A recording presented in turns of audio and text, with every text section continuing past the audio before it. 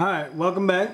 I'm going to start step 3 here. If you're just now joining me, you can catch up to us on my other video.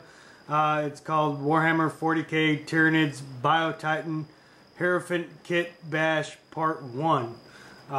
This is going to be Part 2 of a 9-step process, and I'm on step 3. Let me recap what I've done so far. I built the torso portion. I have not glued on the carapace piece yet.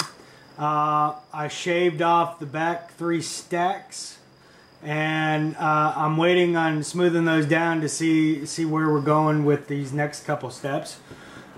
Step 2 was taking the rib sections here, and I actually cut it in half, each rib section. I cut it in half before I glued it together. And if you look at the second mandible, the little eye socket here for the mandible, I counted out 2 and then cut, and you're left with half of an arm socket on the back side, and then on the front side you're left complete. Okay, you have the half here, second rib line in from the mandible joint, and I assembled it. The tail section, the stacks on the front half. I've got the front 2 portions of the torso and the carapace shell. When you look at it, I'm about ready to go into step 3, but when you look at it, it almost kind of lines up, but these mandibles are in the way. I'm sure I'll be trimming those down. These spiky bits right here on the collarbone, those are kind of in the way, and I'm sure I'll be trimming those down as well. With that being said, let's go ahead and move on to step 3.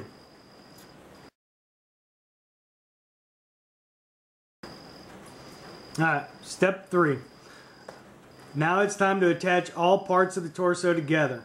Take the intact torso and remove the various hooks and spikes from the collarbone and file it down a bit so it's flatter. And then with the front torso half, attach it so as it's angled downward slightly. You can use the file to angle off the joint. And the carapace piece overlaps its counterpart on the intact torso. You may want to remove some of the spikes from the intact torso carapace plate, as it helps the front half piece sit better. Don't worry if there's a large gap, as that's what the green stuff is for. Then, using a similar technique, attach the rear torso half to the rear of the intact torso. However, instead of angling it down, just slot it in place so as the carapace plates and the back vents line up accordingly. The piece where you cut off the back vents should more or less slot into the V-shaped gap in the rear torso half. You may, however, have to do a bit of cutting to make it fit better. There will most likely be a small gap in the carapace between the 2 rear pieces and the rim of where the rear half was cut off. It should sit more or less right up against the rear of the intact torso. I apologize if this is a bit hard to understand, but if all else fails, try and follow the pictures as best you can. The torso is not complete just yet, but there are other things to do first.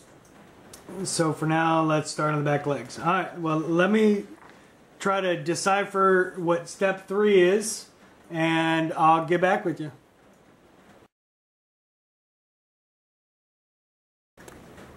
Alright, I've finished fitting these pieces. I wanted to show you before I go ahead and glue it and green stuff it, so that you could see how it looks before it's actually done. The tail section, that was relatively easy. I shaved off these mandibles right here, angled this down on the inside right here. You can barely see that. And it just slides right in, and you even hear it click. That's clicking right in place. And that's perfect right there. Now, of course, I'm going to have to go through and green stuff the holes. You see all that? Down here, it's almost perfect. Almost perfect.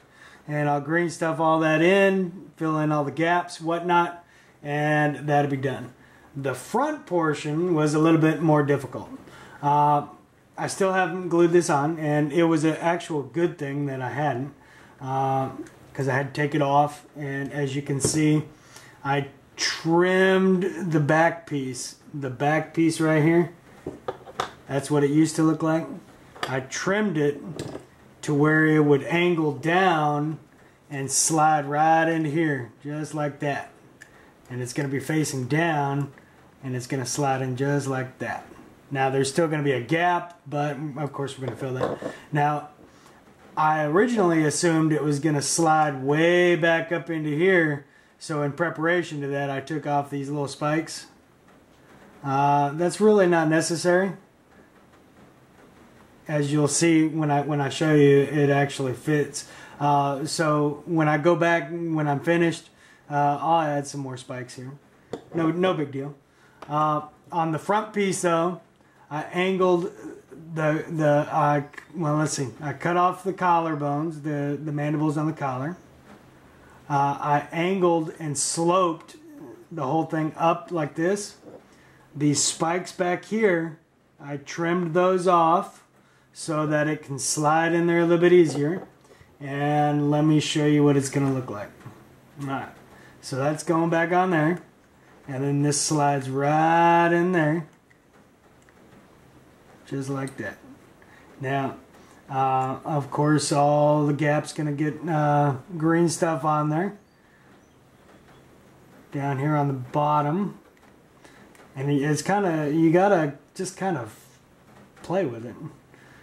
You'll get it in there, and once you get it in there, you glue it in, and see, and there you go. And originally, while I was playing with it, I tried to trim back right here, angle these down so it's sloping down, and it'll fit in there a little bit easier. It's tough. You got to play with it. I'm not gonna lie to you. Now, once you get it in there and once you get it glued in, dink. Once you get it glued in, it's gonna be a lot easier. Yeah, well, you can see right there. See, I'm trying to fill in that gap. See that little gap right there? And then that's basically what the body's gonna look like. Once I get it glued in, I'll get it all green stuffed, and I'll come back and show you.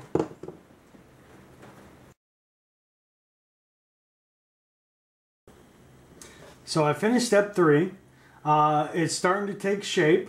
I've glued the rear torso to the center torso and the front torso to the center torso.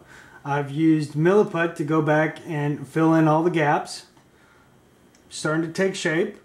Here we'll add those little stacks that we cut off the back piece. I'm going to wait for this milliput to dry, and then we'll add those in here, right here in the front. Overall, I think it's coming out pretty good. At this point, I could add in the little mandibles from the kit. However, I think I'm going to wait and take a look and add them at the end. But I'm going to let this milliput dry, do a little bit of sanding on it. If I can, I will try to add in a model a little bit of rib bones, so that you can get rid of that smooth area.